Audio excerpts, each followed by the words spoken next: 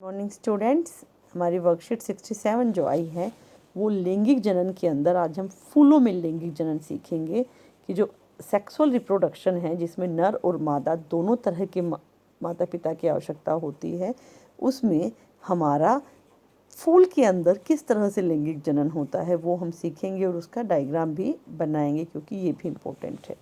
चलिए स्टार्ट करते हैं लैंगिक जनन से।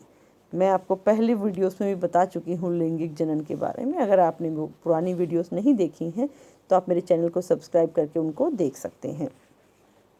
लैंगिक जनन है क्या? यह वह विधि है जिसमें दो जनकों से युग्मकों द्वारा नई संतति उत्पन्न होती है। दो जनक मतलब दोनों माता पिता से, नई संतति मतलब संतान उत्पन्न होती है और नए जीव का विकास होता है। इसके अंदर जो क्रोमोजोम्स हैं उनकी संख्या आधी होती है।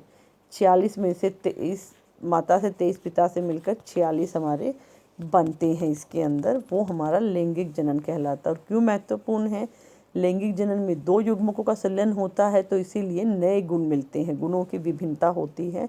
दूसरा, नए गुणों के संयोजन के कारण नई स्पीसीज की उत्पत्ति में महत्वपूर्ण भूमिका होती है और इस विभिन्नता के कारण विकास होता है, जैव विकास होता है जो बहुत आवश्यक है।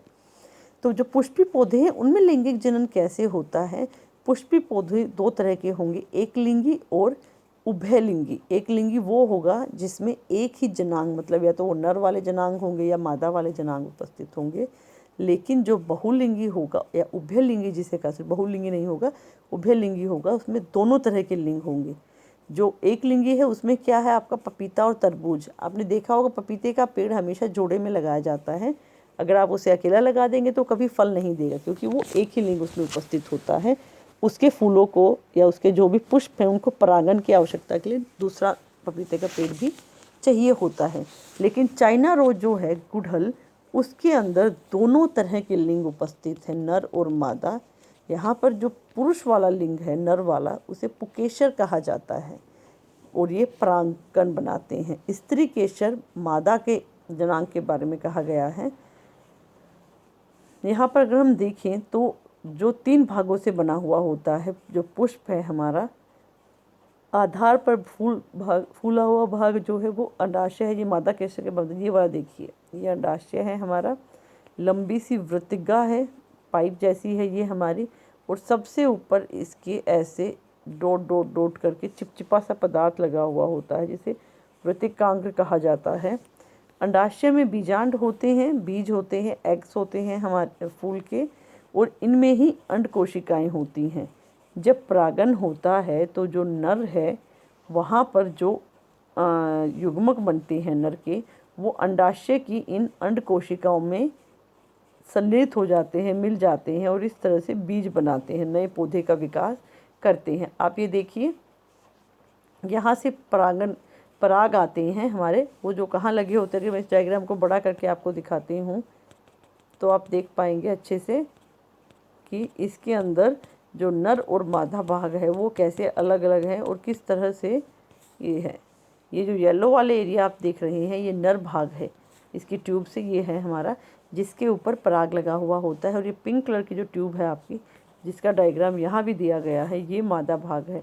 तो पराग इस तरह से इसकी तरफ आकर्षित होते हैं और यहाँ से होते हुए वो बीजांड के अंदर जो भी उनके बीज हैं, जो भी उपस्थित हैं, उसके साथ मिलकर एक नया बीज बनाते हैं। पराग कणों में पुकेशर से वृत्तिकांग तक का स्थानांतरण परागण कहलाता है। पुरुष के पुकेशर से स्त्री के अंडाशय तक पहुंचने के जो भाग है उसे परागण कहते हैं। परागण दो तरह का होगा, स्वयं परागण और पर परागण। स्वयं परागण का मतलब जो पौधा है उसका नर भाग उसी के मादा भाग के साथ पराग को शेयर कर रहा है और परागण कर रहा है, निषेचन कर रहा है। लेकिन पर परागण में क्या होगा, एक फूल का पराग दूसरे फूल के मादा भाग में जाकर बीज बना रहा है, वो पर परागण कहलाता है। और जो परागण होती है, परागों का स्थानांतरण बहुत ज़रूरी है, तभी हमारा बीज बनता है। अगर परागों का स्थानांतरण नहीं होगा तो हमारा बीज नहीं बनेगा। और वो कैसे होता है? वो हवा के थ्रू होता है। जो पराग हैं वो उड़ कर जाते हैं और दूसरे फूलों तक पहुंचते हैं। वो तितलियों के थ्रू होता है, जो छोटी छोटी तितलियां हैं, मधुमक्खियां हैं, भंवरे हैं, उनके पैरों में ये पराग चिपकते हैं। जब ये दूसरे फूल पर बैठते हैं तो वहाँ जाकर ये गिरा देते हैं। पानी के थ्रू होता है, पानी से भी आपका परागण होता है, जानवरों के थ्रू होता है, उनके शरीर पर पराग चिपक जाते हैं जो दूसरे फूल के पास पहुंच जाते हैं। तो अब हम देखेंगे कि जो एक पुष्प से दूसरे पुष्प तक है वो तो हमने देख लिया कैसे होता है। उसके वृत्तिकांग में पहुंचने पर नर युग्मक अंडाशय में जाता है और मादा युग्मक तक पहुंचता है। उसके बाद एक नलिका विकसित होती है और वो नलिका क्या होती है, हमारी बीजांड तक पहुंचती है। ये लंबी सी ट्यूब जो आप देख पा रहे हैं ये जो है ये, और उसके बाद बीजांड में एक कठोर आवरण, एक आउटर कवरिंग होती है जो धीरे धीरे वह भी हमारी पिघल जाती है और बीज में परिवर्तित होती है। और बीज ही फिर आगे जाकर क्या करता है, अंकुरण में सहायता करता है। अंकुरण मतलब नए पौधे के उगने में सहायता करता है। चलिए क्वेश्चन से देख लेते हैं। लैंगिक जनन किस तरह से विभिन्नता उत्पन्न करता है? लैंगिक जनन किस तरह से विभिन्नता है, क्योंकि इसके अंदर दो युग्मकों का संलयन होता है। यहाँ से देखिए पूरे दोनों पॉइंट आप इसके अंदर लिख देंगे, तीनों ये आ जाएगा। लैंगिक जनन क्यों महत्वपूर्ण है? क्यों महत्वपूर्ण है आपके पॉइंट यहाँ पर भी आप ऐसे ही लिखेंगे तीनों पॉइंट।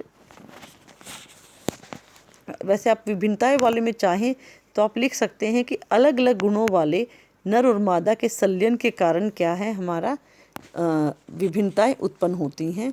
एक लिंगी और उभयलिंगी पुष्पों के उदाहरण दीजिए। एक लिंगी और उभयलिंगी पुष्पों के उदाहरण यहाँ पर दिए गए हैं, पपीता और तरबूज।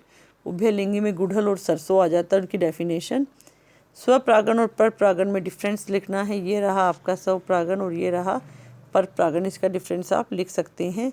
अंकुरण क्या है? ये अंकुरण है आपका, जिसमें उस बीज का अंकुरित होकर पेड़ बनाना है, वो अंकुरण कहलाता है। बीज और फल कैसे बनते हैं?